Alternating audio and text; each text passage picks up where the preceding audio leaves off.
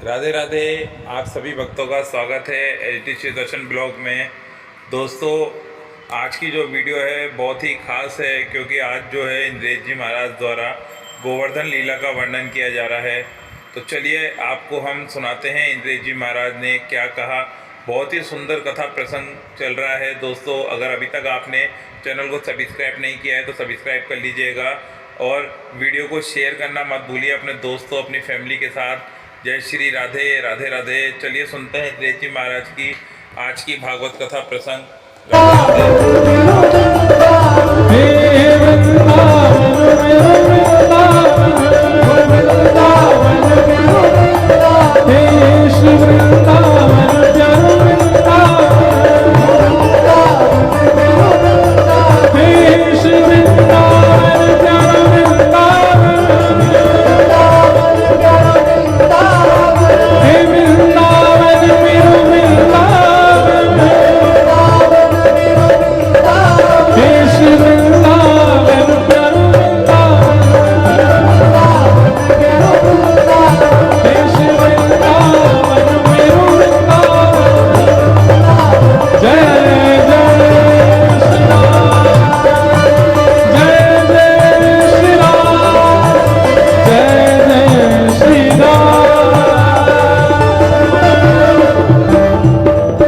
वृंदावन धाम की। ये सप्त निधि हैं हमारे वृंदावन के। और वृंदावन इस पद के प्रारंभ में ही कह दिया, श्यामा हृदय कमल सो। ब्रह्मा जी ने पूरी दुनिया बनाई है। ऊना ब्रह्मा जी ने बनाया है, हिमाचल ब्रह्मा जी ने बनाया है, सारे प्रांत ब्रह्मा जी ने बनाया, पूरा ब्रह्मांड ब्रह्मा जी ने बनाया है। पर हमारे छोटे से वृंदावन को ब्रह्मा जी ने नहीं बनाया। श्यामा हृदय कमल सो प्रगटो। और किशोरी जी के हृदय कमल से जो प्रगटा है, श्याम हृदय कुभाए। वृंदावन प्यारो वृंदावन, श्री वृंदावन में। वृंदावन किशोरी जी के हृदय से प्रकट है, इसलिए ठाकुर जी को प्रिय है वो वृंदावन है। ऐसे वृंदावन में ठाकुर जी आ गए और वृंदावन आकर के अनेक लीलाएं की। सब लीलाओं का विस्तार किया गया। अघासुर नाम के एक राक्षस को मारा। वन भोज के बाद ब्रह्मा जी के मोह को भंग किया। ब्रह्मा जी को भ्रम हो गया था ठाकुर जी के ऊपर कि ये भगवान है। भगवान ने ऐसा मजा चकाया कि महाराज ब्रह्मा जी हाथ जोड़ के खुद ही बोले, नहीं नहीं, ये भगवान ही है। सत्यम विधातुम निज भृत्य भाषितम, व्याप्तिम च भूतेषु अखिलेषु चात्मनः।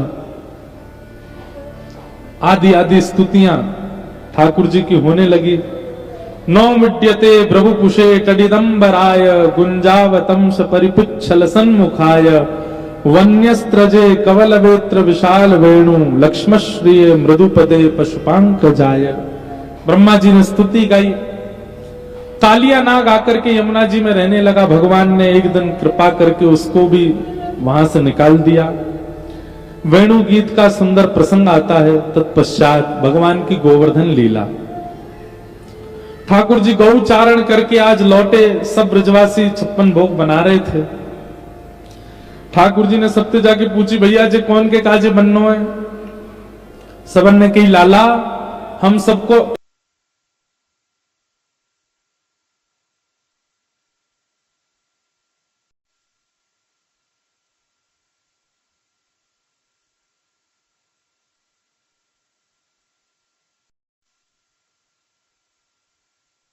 इष्ट है इंद्र।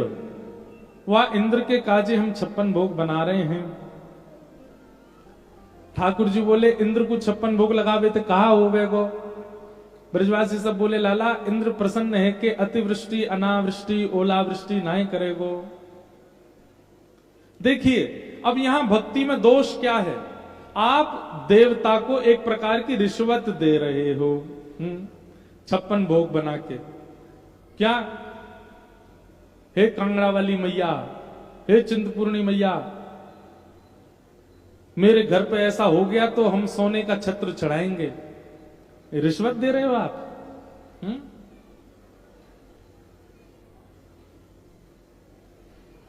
हम आपसे एक बात कहेंगे, देखिए अब तो प्रचलन चल गया है देवताओं को ऐसे रिझाने का, पर देवता ऐसे नहीं रिझते हैं।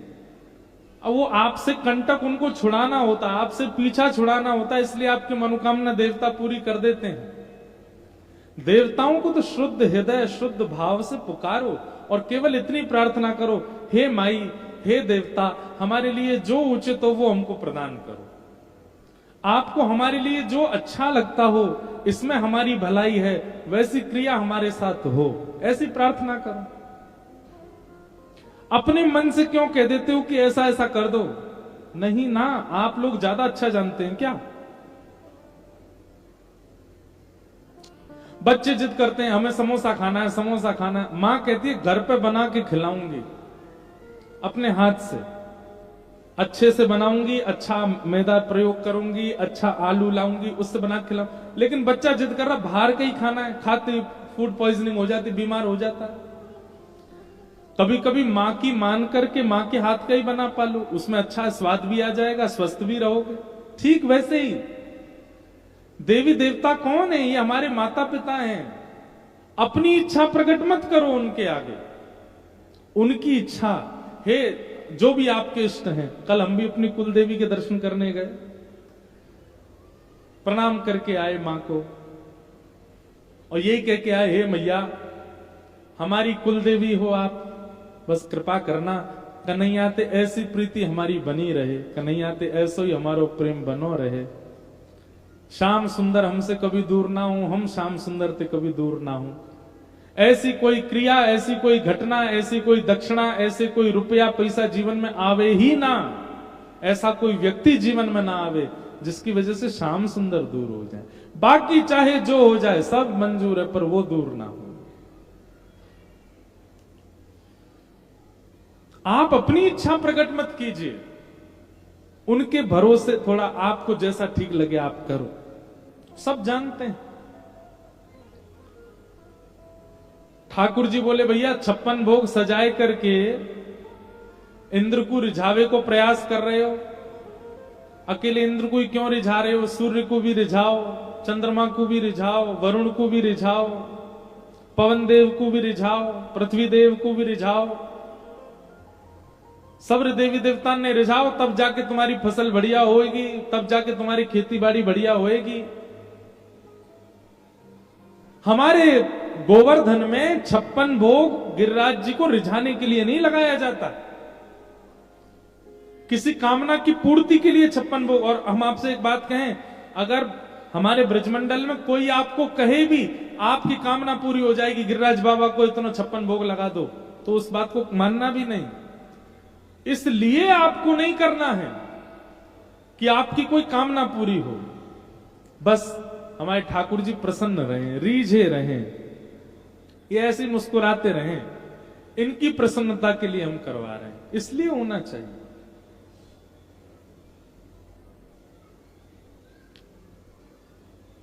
आप हमारे जन्मदिन पर वृंदावन आए और वृंदावन महाराज खूब सुंदर धोती लेके आए, बगलबंदी के कपड़े लेके आए, बढ़िया जो है मिष्ठान लेकर के आए और इतनी सारी सामग्री लेकर के आए और आकर के मुझे भेंट करने लगे। बढ़िया सुंदर बढ़िया वाला पटका दिया, इत्र दिया, सब कुछ जो जो सामग्री सब दी। पर इन सबके देने के पीछे स्वार्थ था। क्या स्वार्थ था? महाराज जी उस डेट में आप वहां कथा कर रहे हो, वहां की कथा हटा के हमारी कर दो, इसीलिए हम ये सब कर रहे थे। ये तो स्वार्थ हो गया।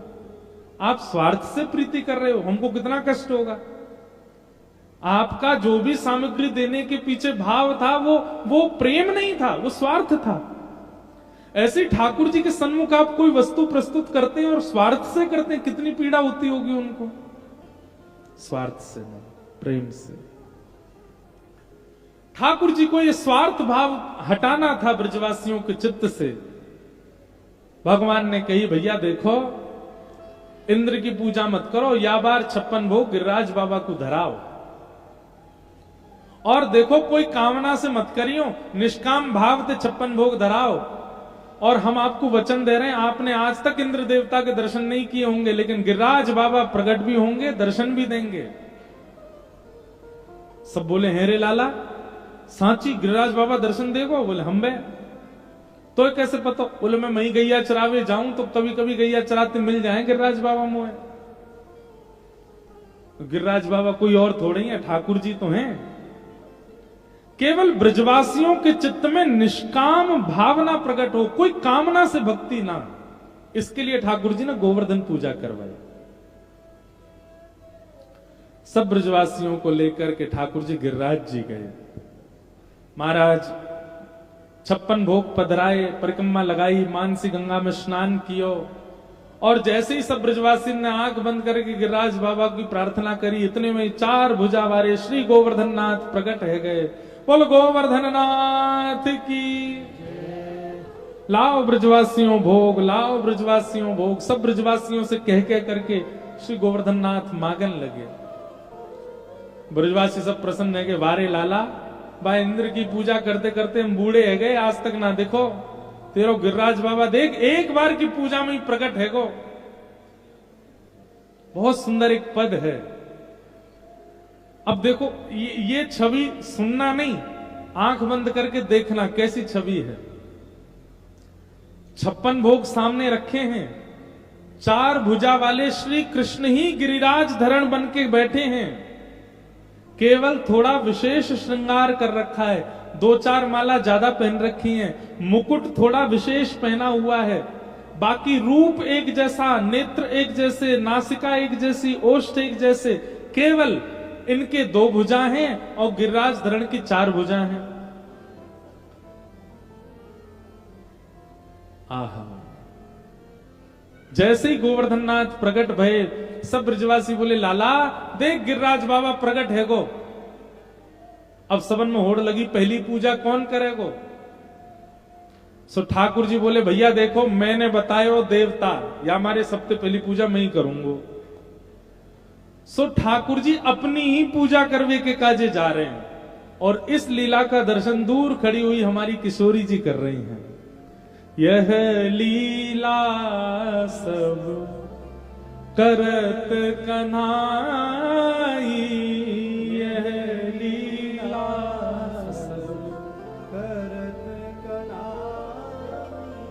किशोरी जी देख रही हैं, और देख करके किशोरी जी के नेत्रों में आंसू आ रहे हैं प्रेम के। क्यों? ठाकुर जी अपने ही स्वरूप को तिलक कर रहे हैं, अपने स्वरूप को ही 56 भोग पवा रहे हैं, अपने स्वरूप की ही आरती कर रहे हैं। और आनंद तो तब आयो जब आरती करने के बाद अपने स्वरूप की बलैया ले रहे हैं। किशोरी जी को हृदय इतना प्रेम से भर गया, वाह ये लीला तो सब ठाकुर जी की है। देखो अपने रूप को ही खवा रहे हैं, अपने रूप की नजर उतार रहे हैं, अपने रूप की आरती कर रहे हैं। और गिरिराज बाबा के मुंह में जैसे ही ठाकुर जी ने पेड़ा दियो, तो गिरिराज बाबा आधो पाके जो आधो बचो वो अपनो ही उच्छिष्ट ठाकुर जी को पवा रहे हैं। एक ही रूप है दोनों, लेकिन आज अपने ही रूप के प्रति ऐसी भावना देख करके किशोरी जी के नेत्र सजल हो गए। एक रूप सो गिरिवर पूजे, एक रूप सो एक रूप पुजवाई, एक रूप पुजवाई। यह लीला वृंदावन करत कन्हाई। वैसे तो ये पद हम अंत में गाते हैं, पर कई लोगों के भाव थे तो ये पद गाते हैं, पर आप खड़े मत होना, बैठे बैठे सुनिए। इत कल तो कथा विश्राम है, कल ही कथा का विश्राम है, कल ही थोड़ी हम अधिक चर्चा करके और पूरी कथा कर देंगे। आओ आज भाव से गा लो।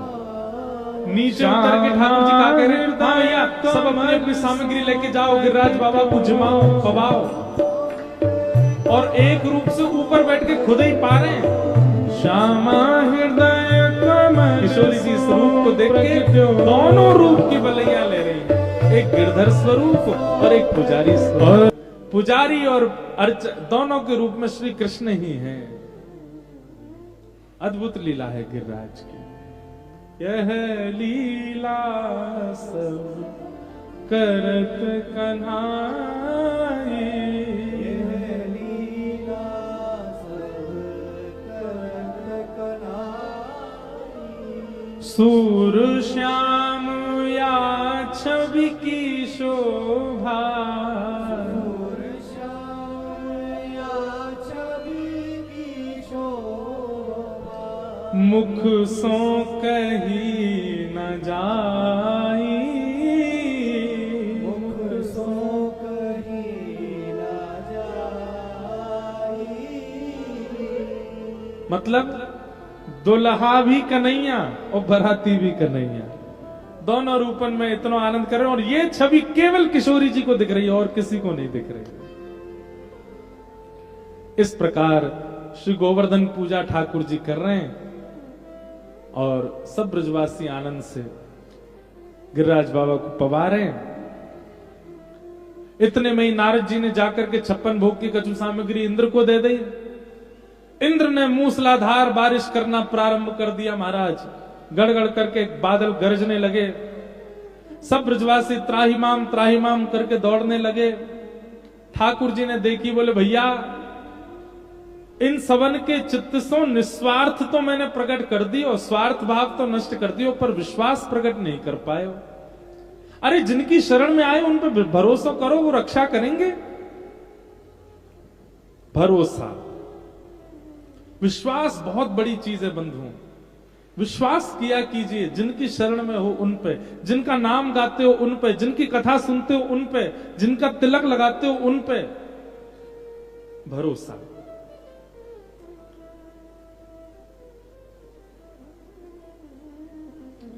सब ब्रजवासियों के चित्त में विश्वास प्रकट करने के लिए 7 कोस लंबे चौड़े गिरिराज पर्वत को 7 बरस के कन्हैया ने अपने बाम हस्त की इकन्नी उंगली के नख पे धारण कर लियो। बोलो गिरवरधारी गोपाल की जय। सब ब्रजवासी गए महाराज, सबने जाय जाय करके नीचे अपनी छड़ी लगा ली। ठाकुर जी से बहुत सुंदर संवाद भयो। वो सुंदर संवाद हम कल सुनेंगे। क्या संवाद हुआ? ठाकुर जी ने 7 दिन गिरिराज जी धारण किए और 7 दिन बाद फिर गिरिराज जी को पुनः पधरा दियो। कल की बात बंधुओं सुन लीजिए। कल कथा का विश्राम दिवस है। कल गोवर्धन लीला से कथा प्रारंभ होगी। रुक्मणी विवाह के बाद फिर ठाकुर जी के 16,108 विवाह, तत्पश्चात सुदामा चरित्र, और ये सब भाव सुनते हुए हम कथा को कल विश्राम की ओर ले चलेंगे। कल 10 बजे 10:30 बजे सुबह ट्रिपल आईटी ऊना के यूनिवर्सिटी में थोड़ा सा एक सेशन है सुबह के सत्र में, वो करके हम सीधे फिर 1 बजे तक व्यास मंच पर आ जाएंगे और फिर यहां कथा कह के यहीं से ही आप सबको हरे कृष्ण कहते हुए भगवत धाम यहां से वृंदावन को प्रस्थान करेंगे। भगवत धाम तो अभी दिन बाद जाएंगे। यहां से वृंदावन प्रस्थान करेंगे। 1 दिन का समय है। 1 दिन वृंदावन रह के फिर रांची के पास टाटिया सिलवे करके एक स्थान है, वहां कथा करने जाएंगे। बहुत जल्दी ऊना में फिर से आएंगे, हिमाचल में फिर से आएंगे। आप सब लोग खूब ध्यान से, आसपास तो हमारा आना होगा। मई में हम पंचकुला आएंगे, फिर उसके बाद नवरात्रों में हम चंडीगढ़ आएंगे। और अभी ये तो चलो, ये तो अभी की बात, ये तो फिर भी विलंब से, अभी मार्च में 19 या 17 मार्च, अब मुझे डेट याद नहीं है, मार्च में होली के तुरंत बाद अमृतसर आ रहे हैं। अमृतसर में कथा होगी और अमृतसर में भागवत जी नहीं है, वहां 7 दिन तक कथा का नाम है भक्त वत्सल गोपाल। भक्तों के चरित्र हैं और गोपाल जी ने जिन जिन पर कृपा करी ऐसे भक्त चरित्र 7 दिवस तक अमृतसर में चलेंगे। अमृतसर में संभवतः 22 या 23 को कथा पूरी होगी।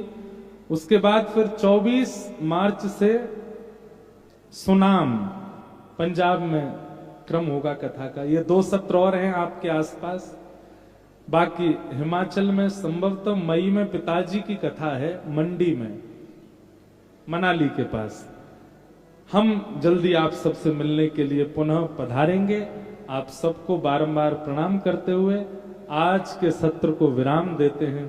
गिरिराज धरण प्रभु तुम्हारी शरण, गिरिराज धरण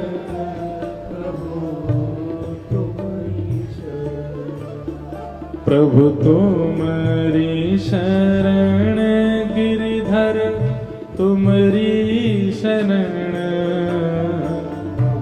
तुम्हारी शरण गिरधर तुम्हारी शरण, तुम्हारी शरण गिरिधर तुम्हारी शरण,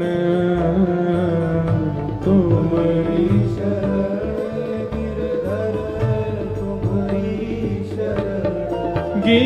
गिरिराज धारण प्रभु तुम्हारी शरण,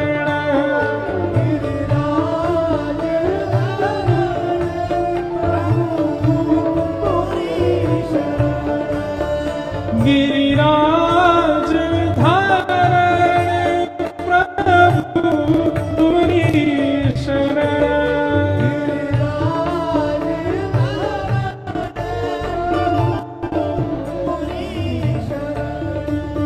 रखो लाज हमारी प्रभु गोवर्धन, रखो लाज हमारी प्रभु, रखो लाज